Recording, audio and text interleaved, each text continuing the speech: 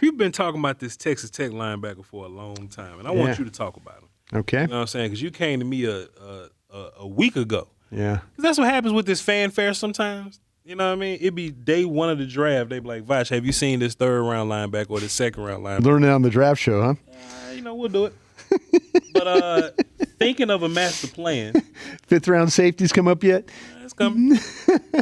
Is Rodriguez, Jacob Rodriguez, the linebacker from Texas Tech, is he worth a top 20 pick, Bryan Broaddus? You know what? I don't think so. I agree. He's not. No, I don't think so. But he is a fascinating player in some ways.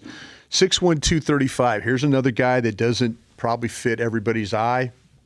The guy is a productive football player. He has got the instinct. Now, we talked about who was our guy, Swessinger. Carson Swessinger from UCLA, yes, 227 pounds. Carson's different, though. Carson's different.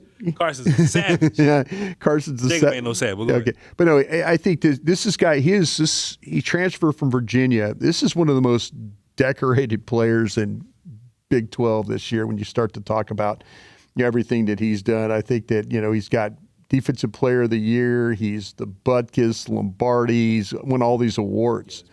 And, he's won the Voch Lombardi Award.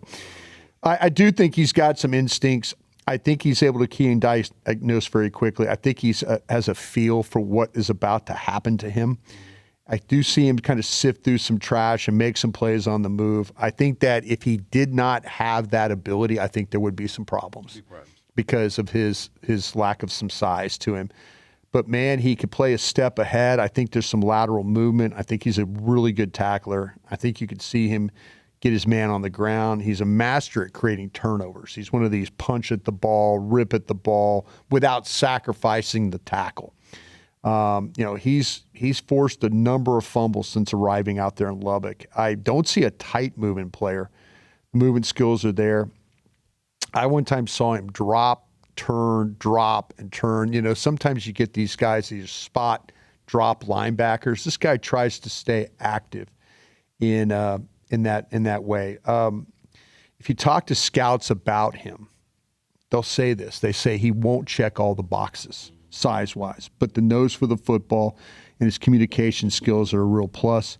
He does have a wrestling background. Sure. So there's two things in my scouting life that I learned. If a guy is from Belglade, Florida, and he has a wrestling background, I probably need to take a look believe in him.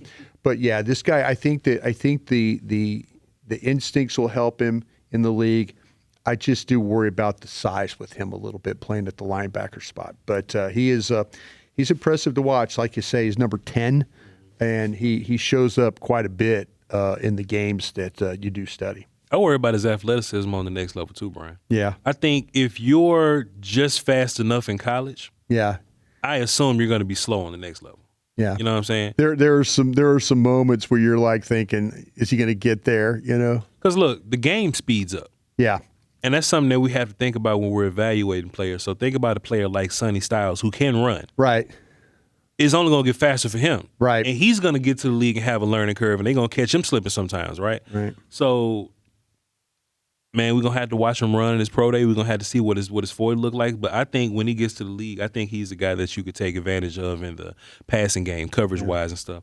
I think pass-catching running backs are only going to get better. And I think these offensive linemen that get to the next level, I think they're only going to get more athletic and much more powerful. You know what I'm saying? It's interesting. He could deal with blocks when he's prepared for it. That's what I'm saying. I think the instincts part of it, that's what the thing that kind of carries him a little bit. I think when he see the block, I think he can wrestle the block. Yeah. But there's times when he may see the block a little late, and they'll punish him for it a little bit. They will punish him, yeah. You know what I'm saying? And that could be the size thing. I don't know. I think teams are going to look at the size and all that. And there are some other linebackers that do similar to what he does. Yeah.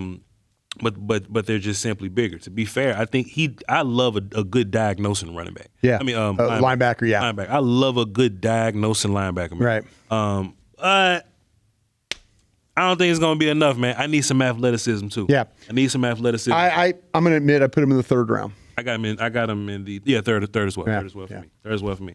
I mean, look, cool player though. He could be good in the league. Just in terms of the order in which I would draft him. There might be the lack of speed might be a problem here. Yeah.